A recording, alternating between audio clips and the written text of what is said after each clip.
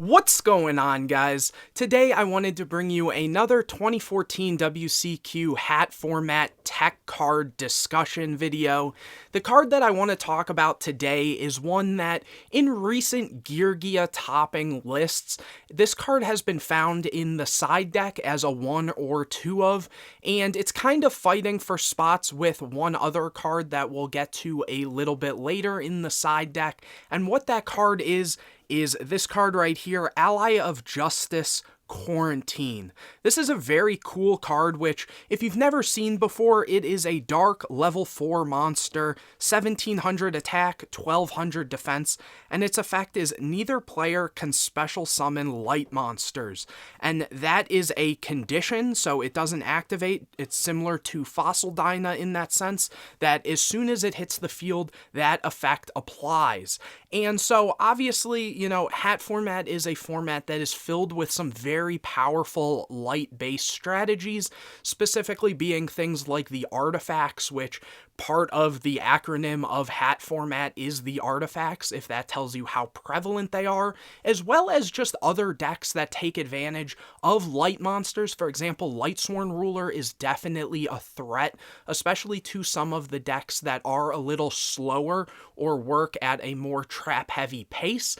Even take, for example, decks like H.A.T or Artifact Trap Tricks that usually can get kind of blown out by a Judgment Dragon if they don't have the out for it, and the fact that usually Lightsworn Ruler and things can bait a lot of cards before actually getting into a copy of Judgment Dragon to then wipe the board and do a lot of damage is kind of a threat. And so specifically how I mentioned Geargia has been siding one of these, I kind of want to talk about the reasons for that. And again, Geargia is a perfect example of a deck that, it needs a slower start, but then once it gets going, it gets going. So this card fits very well into that deck, specifically in the side deck like I mentioned, but it also has a place in several other different decks, so I want to talk about that too. So upon reading this card, it kind of reminded me of one other card that I personally really like in this format, but not every deck can take advantage of it,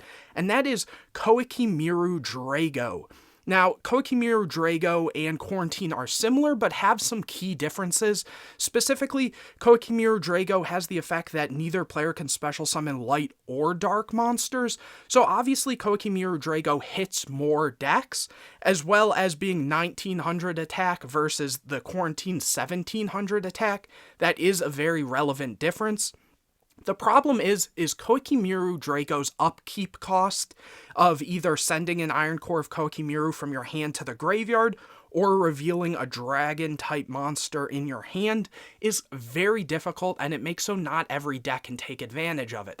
Obviously, you have some, ruler-type decks that can take advantage of playing Koikimiru Drago, but not every deck can do that. Also, being wind attribute makes it a little more difficult to kind of have synergies in different decks.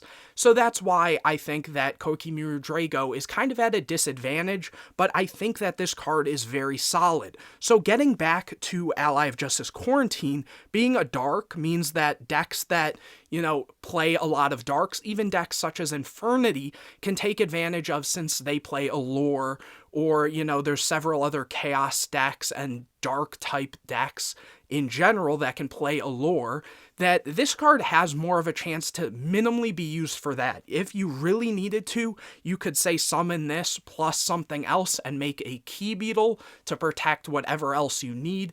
And so there does have that synergy. It also doesn't have any restriction on not being able to be special summoned. So if you need to say summon this off of Summoner Monk, you can definitely do that as well.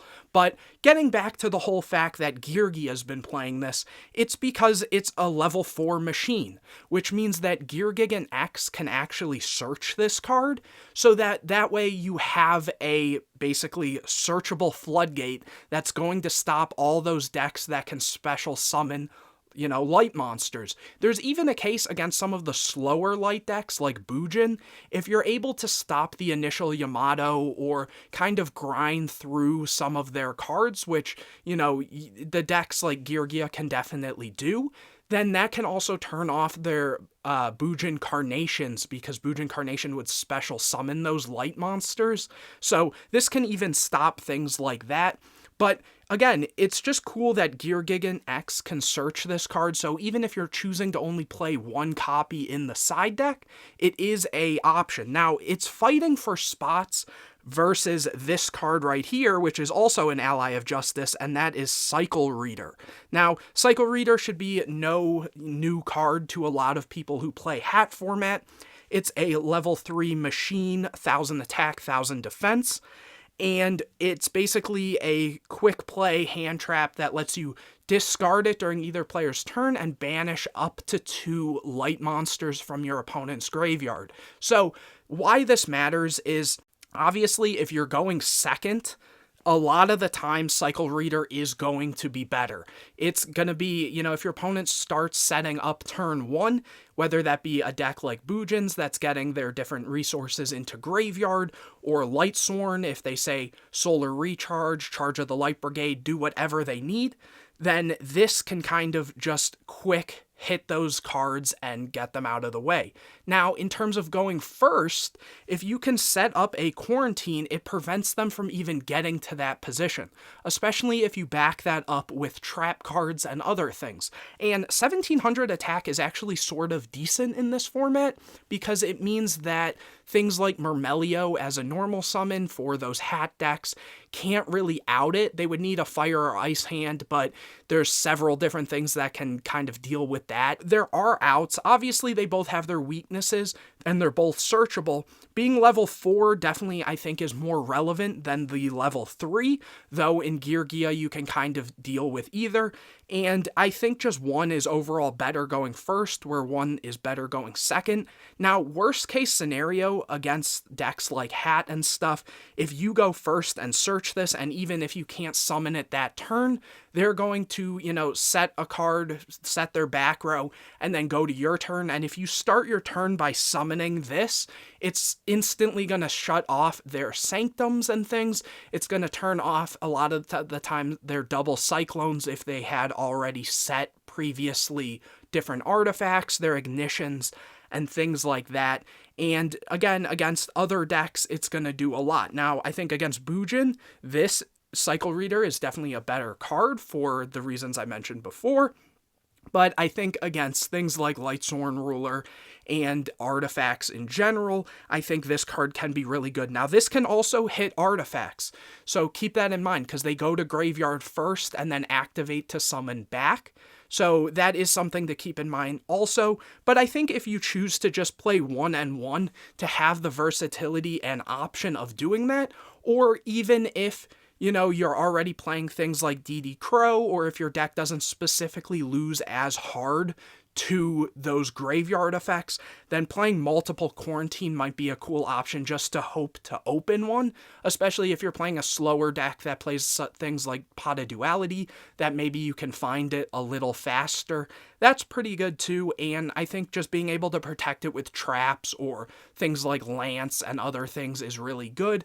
Obviously, this one can lose to cards like Breakthrough Skill, whereas, a hand trap isn't going to have that downside, but they're both kind of have their place, and I think they're pretty cool, so I would like to hear what you guys think. Again, they both have seen some play in the side deck in topping lists. So it'll be interesting to see how that trend continues moving forward. But let me know what you guys think in the comments section. Make sure to drop a like on this video, subscribe to the channel, and hit the bell to get notified anytime I put a new video out. Share this video with your friends and let me know what videos you want to see in the future, or if you have a cool tech card that you've seen popping up, or in general that I haven't talked about yet. Definitely comment that in the comment section, and I might make a video on it. We will see. But anyways, guys, I will see you in the next video.